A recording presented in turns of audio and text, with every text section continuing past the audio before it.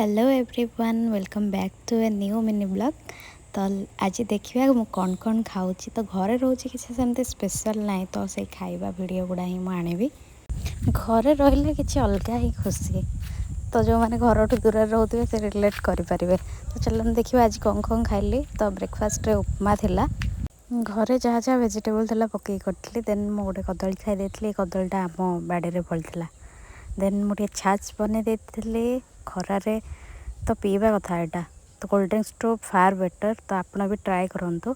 Then lunch रे थिला भात घी डाली पोटल आलू तरकारी सालाड। देन यहाँ दी टाइप भर्ता, गोटे आलू भर्ता, गोटे ओलुआ भर्ता आउ आंब खटा। तो आपणकर लंच रे कौन थिला कहे। तो गुपचुप भी बन इवनिंग रे टे खावाई। बाहर मार्केट गुपचुप मत भल लगे, घरे बन।